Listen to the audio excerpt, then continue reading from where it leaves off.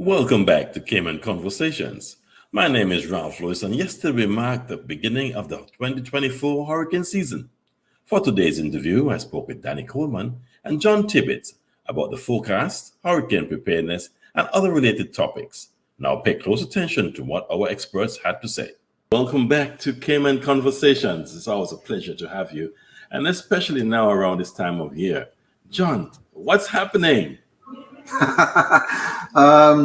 We have we're dying with a lot of heat and not much rain right now, but we're forecasting a very active season. So it's going to be an interesting few months here coming up. Okay, well, Danny, always a pleasure to see you back here. Hazard management is in control.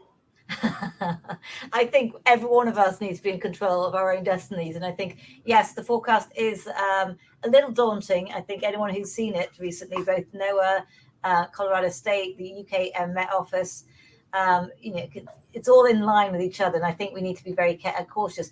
At the same time, as we've always heard John and I harping on a bit, it's like it only takes one storm. So, yes, it's important to see the forecast is a bit higher than usual. But even if it wasn't, we'd ask the public to prepare in exactly the same way as it might be for any season. Okay, great stuff. Great. Okay. All right, John, can you give us the forecast? What can we prepare for? Well, let me start first of all with where we were last in 2023. What happened? We had the fourth most active Atlantic hurricane season with 20 named storms. We had 7 hurricanes and we had 3 major hurricanes. Now, if I'm looking at what an average season is 14 named storms, 7 hurricanes, and 3 major hurricanes.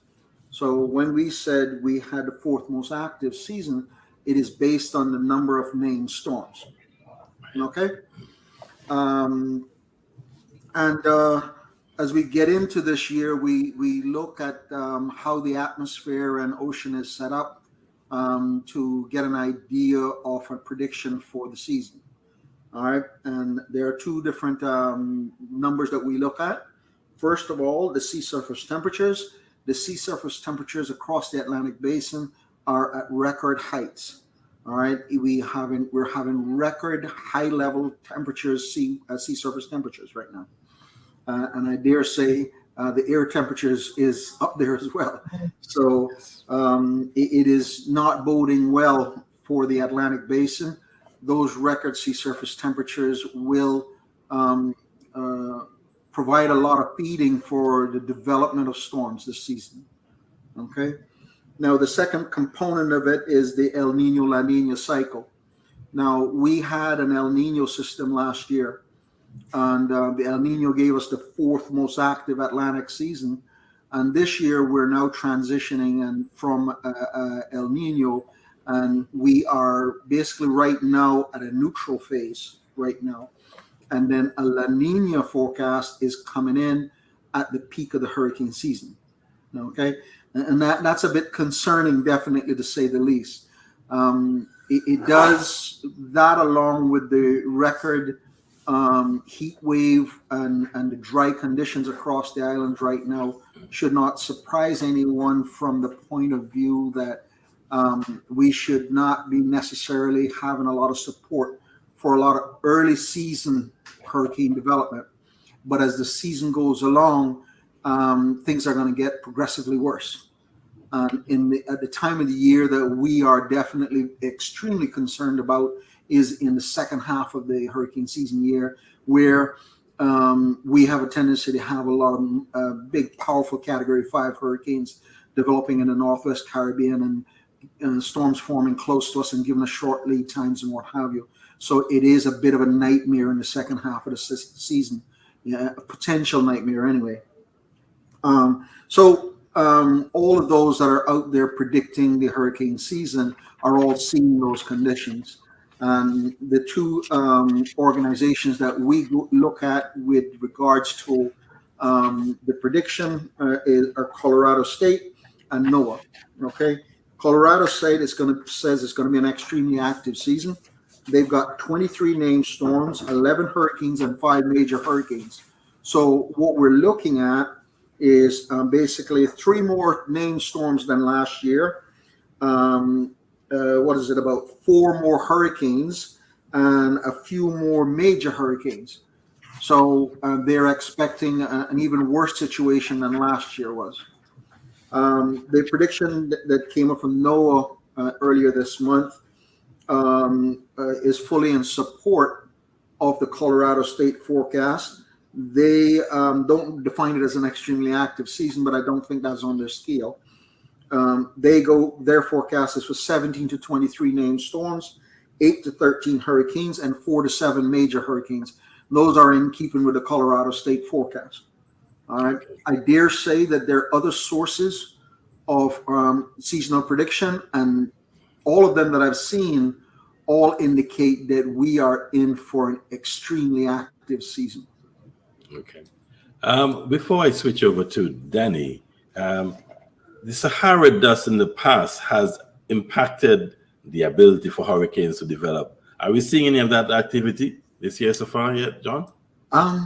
There are still some dust coming across from Sahara, and right now it's not a lot on the plate right now.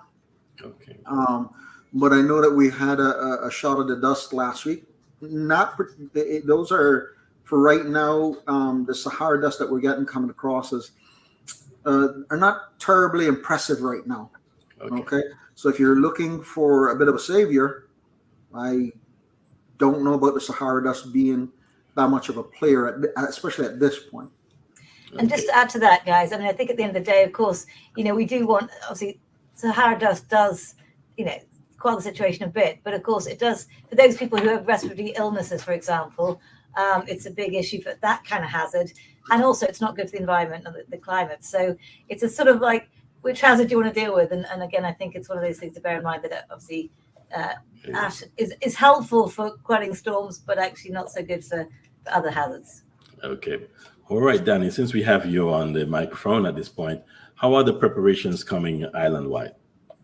There's a lot going on, as you can imagine. And I think, hazard management nowadays does function through the whole year to get ready for all hazards. So yes, the hurricane season comes around this time of year, but we're always ready to go. So for example, the National Emergency Operations Center can be readied within the space of about 16 minutes now. If we have to activate very quickly for a earthquake or tsunami or something else, we could get that set up within 16 minutes, which, there's a big part of, lots of different players in that, but the actual infrastructure itself is 16 minutes.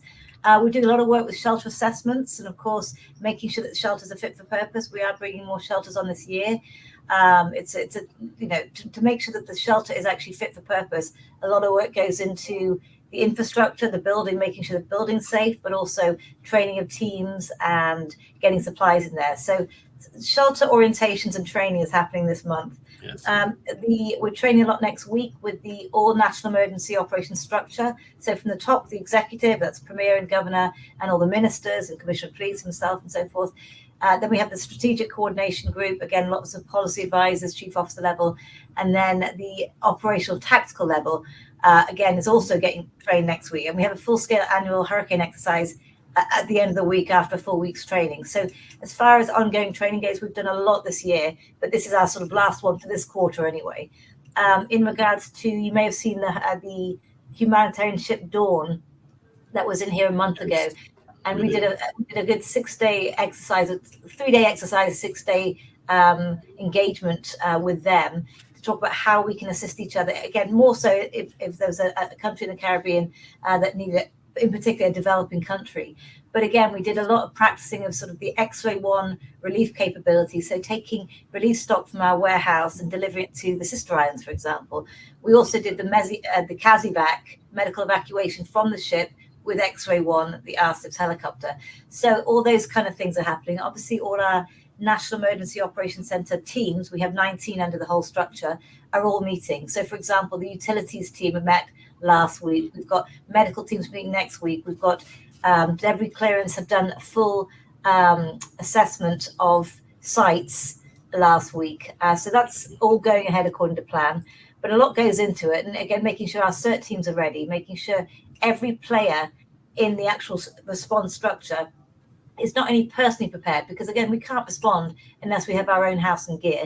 So personally prepared, but also that the whole system's ready to go in any eventuality, be it a hurricane or another emergency. Good. How are the volunteers? Do you have enough volunteers for the shelters? We never have enough volunteers. I think I'm a massive believer, because of course you have to do rotations. So we do have, I think we generally train about 250 people a year in shelter management. Again, if we have to keep shelters open for long term, so we have Class A shelters, which is during a storm, but Class B shelters, for example, would be a bit longer term. So training as many shelter managers up as possible is a really good thing. We work very closely with our friends at the Red Cross, and of course we train volunteers in both community emergency response teams, but also the voluntary agencies. So trying to get volunteers to come on board in the aftermath to help with a number of different things, from wellness checks to relief distribution to a lot of things. So we're strongly encouraging people to register now if they do want to be a volunteer, either as a CERT, community emergency responder, or as a shelter manager. And both those trainings are coming up very soon. Okay, excellent. Well, you seem to have your ship in order. And, yes, the anchorage always moves. Yes, I've always, very dynamic. I know. I'm from one Caribbean island, Montserrat, and I remember we've been through a number of hurricanes. Absolutely. And I've always said the Scouts' motto is "Be prepared," and it's not a matter of if, but when. It's a matter of when. I had another great one yesterday. We had our Overseas Territory Disaster Management meeting, and it's you don't learn to dance on the way to the ball. So that's our new motto. It's like, great, you learn to dance way beforehand before you go to the ball. And I think that's given that Bridgerton has just been released their new season, I think it's probably quite fitting for those who watch Bridgerton. The way that the learning to dance is not on the way to the ball, you have to do it beforehand. So we strongly encourage everyone to be really, really prepared. All right. Well, we're going to switch back to Mr. John, and thank you very much for you and your team. You answered this question even before I asked it. The radar. I see it's up and running. Excited. Yes, I'm so happy. I've had to put it in the newspaper. John's very happy too, I can assure you. Yeah, definitely. I would say that I apologize, first of all, for all of the quietness from our side while we went through this process. But the Cabinet Office, who the National Weather Service now operates under, was going through the development of a very robust plan, and with the goal to ultimately have the weather radar operational before the hurricane season. Okay. And I have to give them kudos for pulling it off. I can tell you we had to jump through a few loops to get it done. Yes. The one of the parts we actually we had a team over in the Barbados National Weather Service, and our manager of technical services, he was over there on dealing a workshop on storm surge, and part of the process was for him to take a tour of the Barbados Weather Service. And he's in there and he goes like, yeah, isn't that the part that we're looking for? And so he had some discussions with the Barbados National Weather Service, and sure enough, we were able to get that radar part from them. And so it has been a rather lengthy road, and we've gone through a lot of things. I can assure the island that the project is on a very, very strong footing, because the plan is so much more improved now. We're working on having annual training from the radar, having put on a special spare parts list that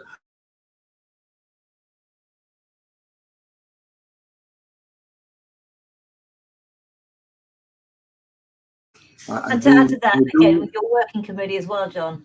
Yeah, I do say also that do understand though that this radar is 12 years old.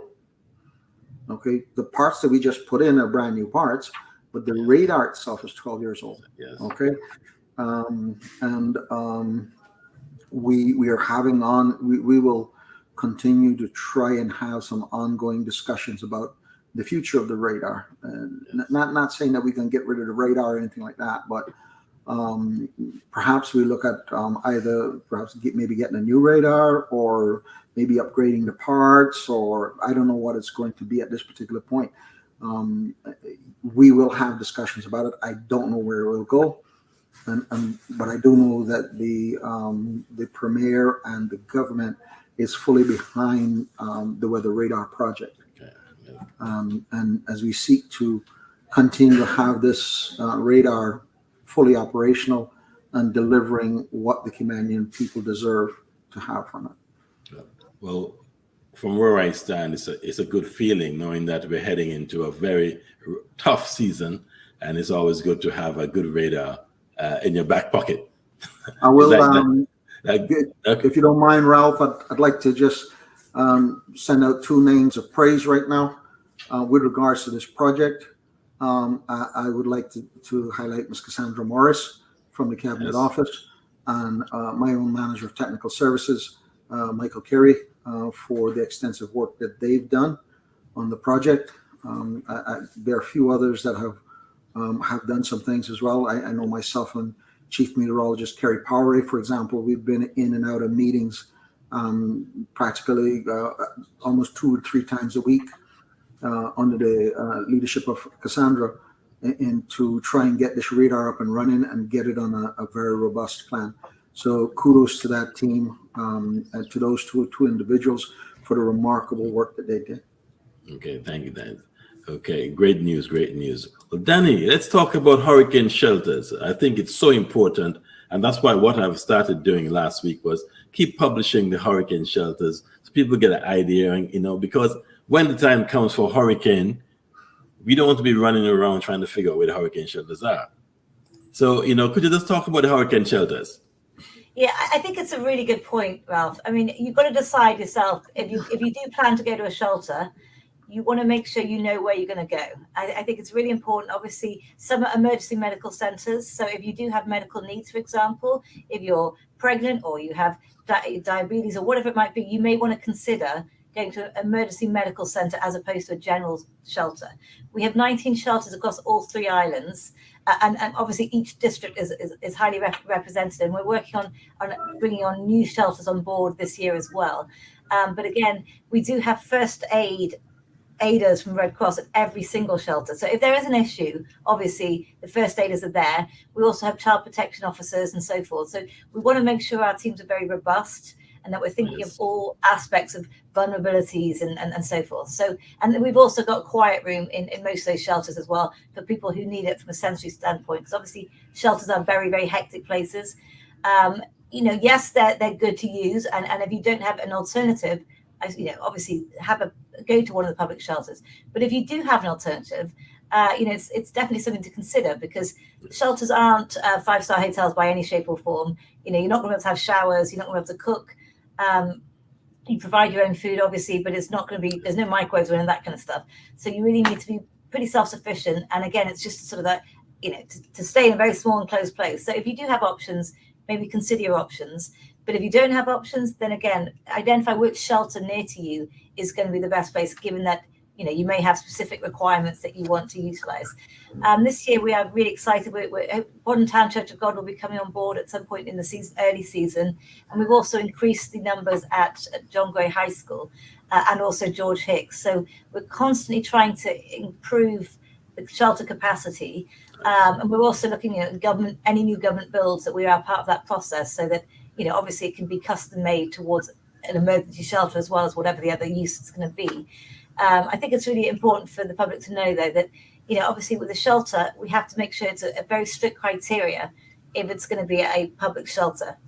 So we don't, unlike other countries, for example, in the Caribbean, we don't have these sort of ad hoc pop-up shelters.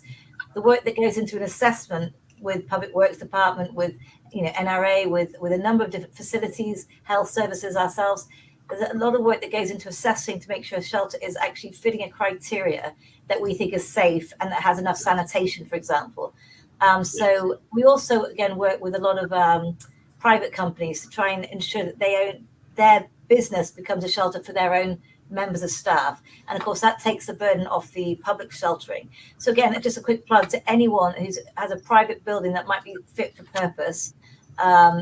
Please contact us. We're very willing to work with your teams, either train the teams up so you can actually keep your own people, your own members of staff safe in your facility. And again, that very much helps us at Hazard Management and the National Emergency Operations Centre, because you're taking the burden off the actual public shelters themselves. Yes.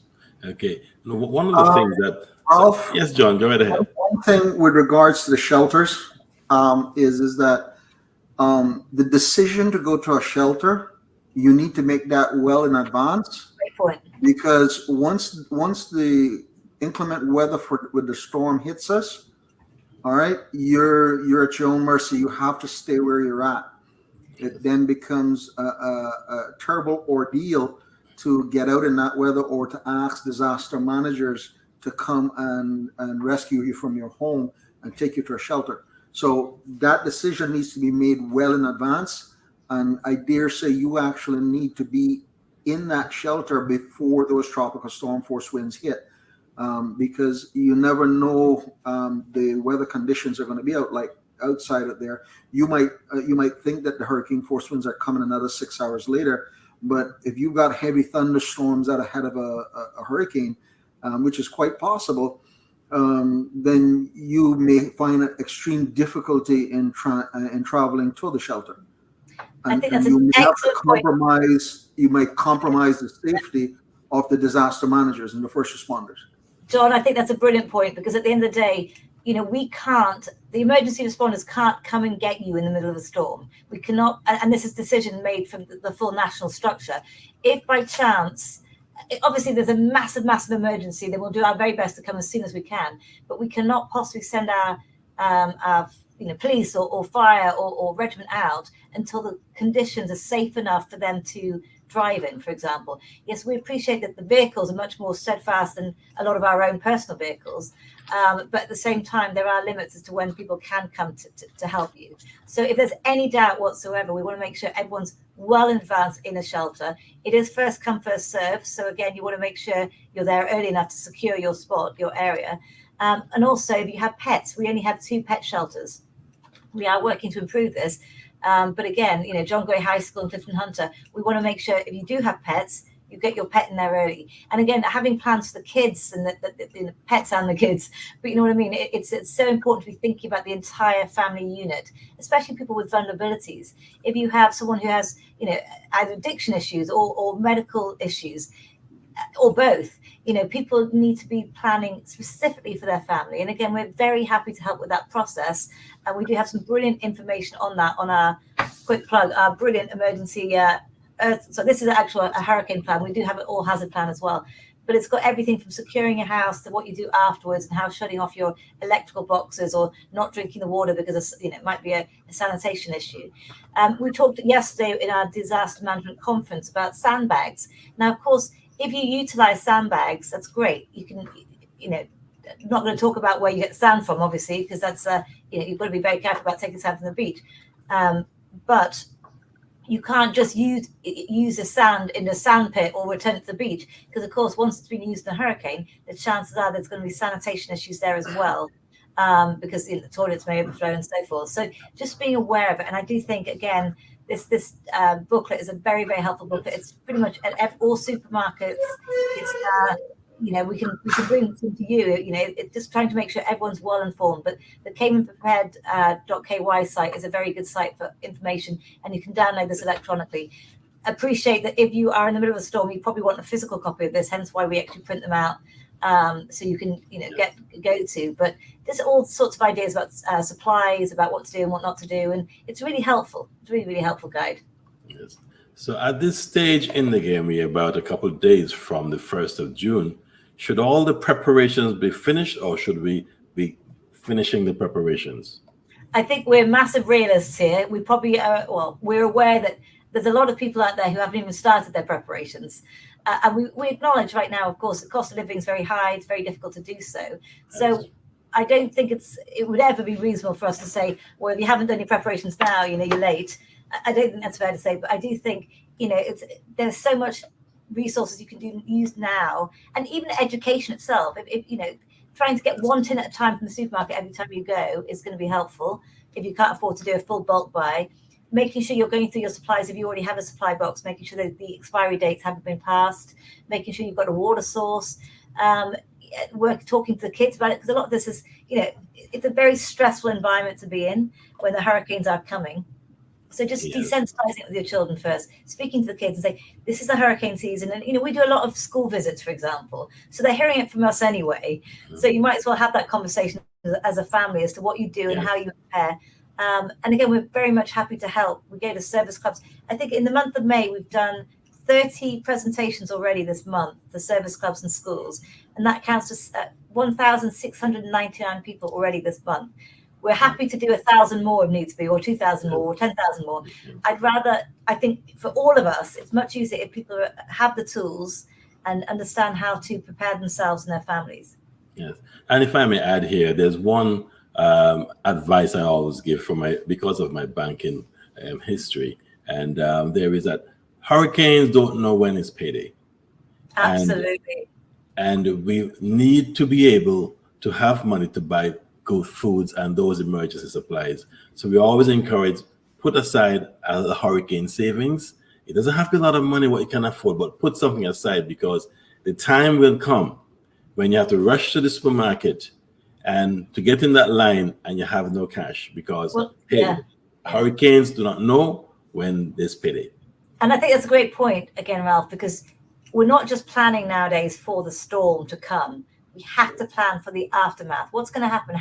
When you walk out your door after the storm and you think you've been through the worst of it, and actually realize, all your utilities are down, or you've got no water, electricity for months, you've got no money, as you say, the ATM machine doesn't work. How do you as a family think about what happens after the storm? So again, we do, as hazard management, we're responsible for reviewing all the continuity program, what happens in the recovery phase. And we're happy to help all the members of the public identify in their own businesses. How do we make sure your business continues? How do we make sure your family can, work and live as comfortable as possible in the aftermath? John? Danielle, I'll say one last thing here, and that is Mother Nature is one of the cruelest teachers you've got. Okay? Before we had hazards management, we were working as a national hurricane committee. And we thought we were in fairly good position going into Hurricane Ivan. And when Hurricane Ivan hit, she rewrote the book. Hurricane Ivan rewrote the books. And as a result, we ended up with hazards management, Cayman Islands, and the National Weather Service and what have you.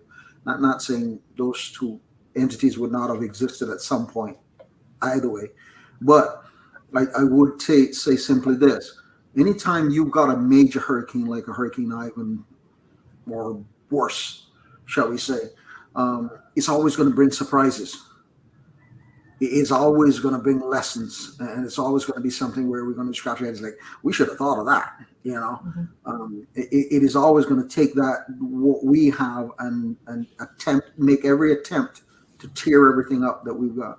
So we've got to work on it and make absolutely sure that it is flawless, as best as we possibly can, and hopefully have it in such a condition that when Mother Nature decides to hit us, that it stands up to the test.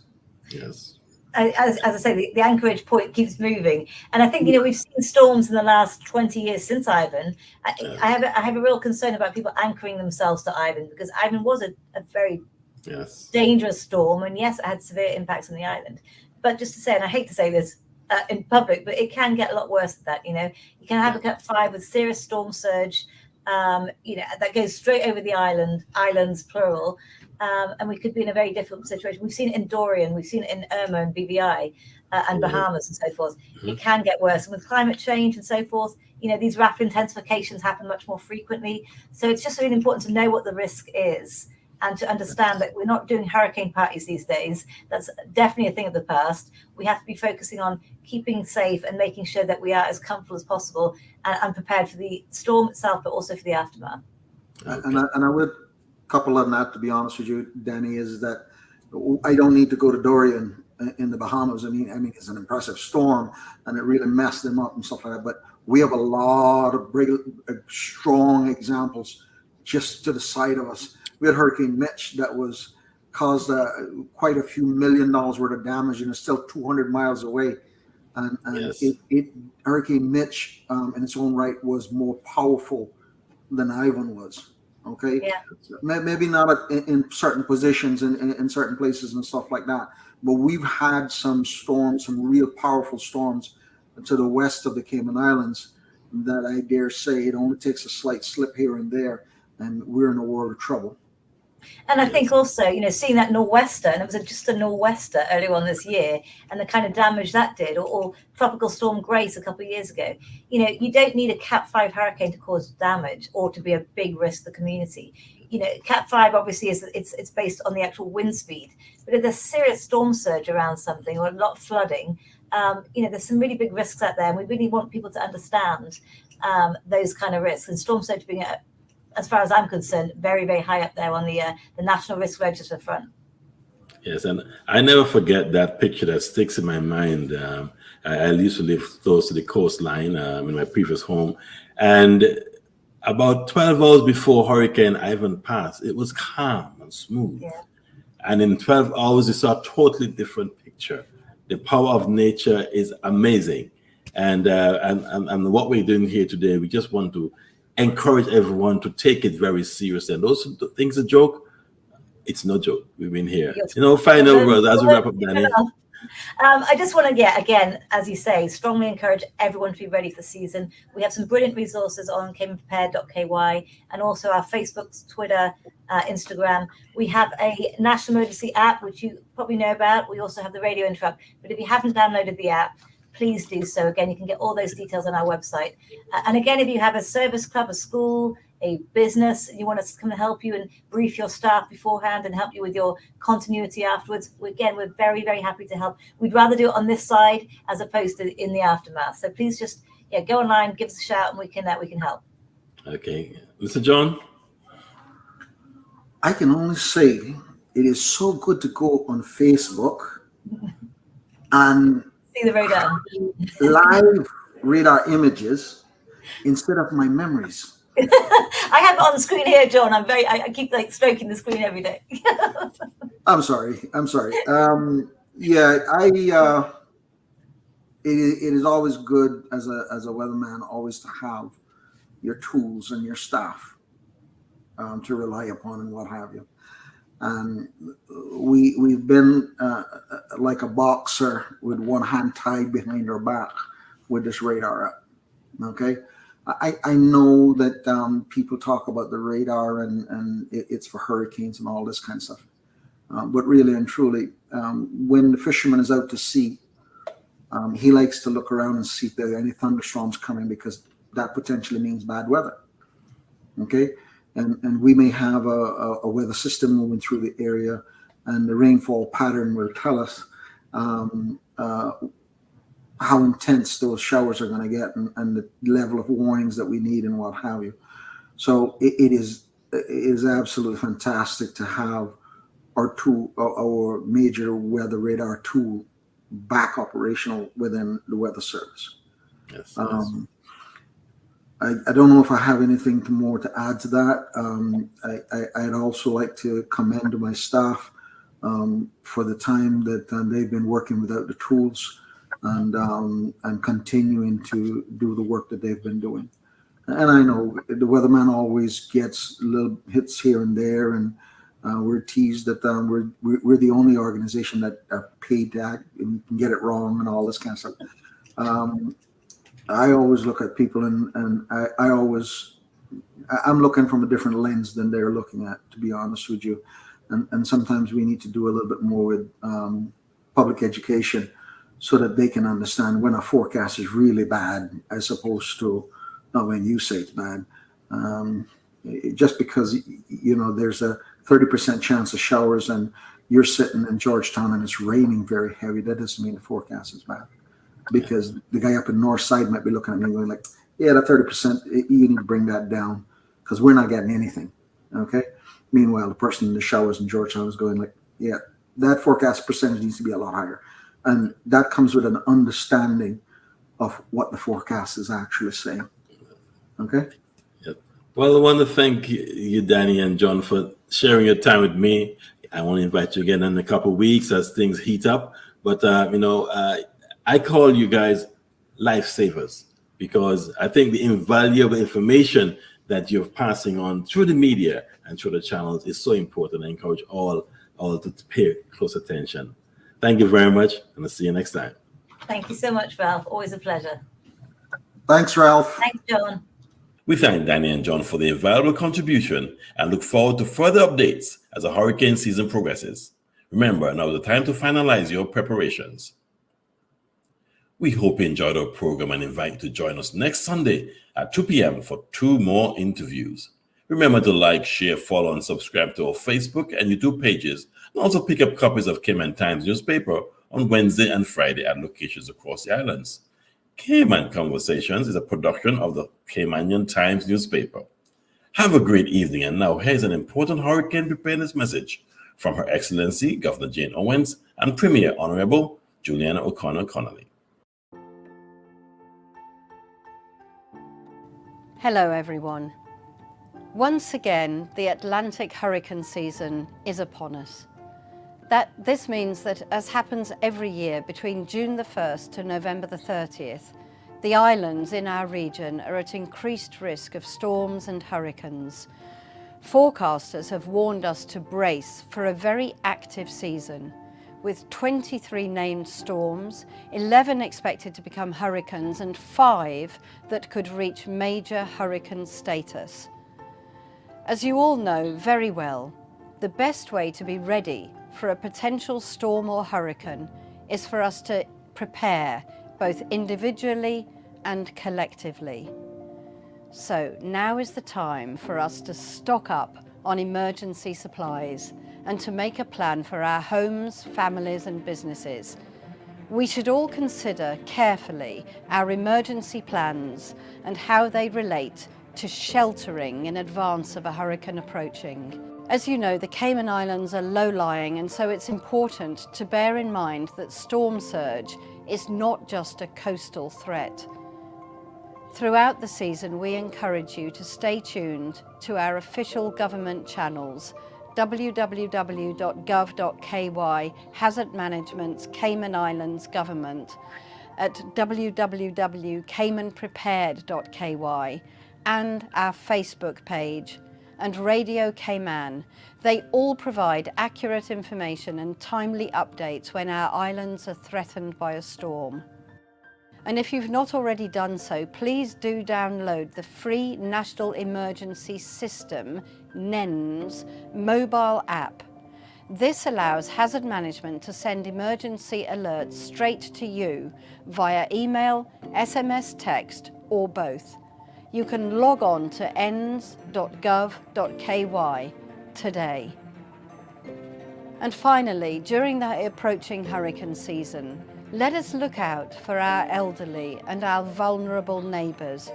Ensure that our seniors have adequate food and hurricane supplies. Designate a family member or friend to check on their well-being.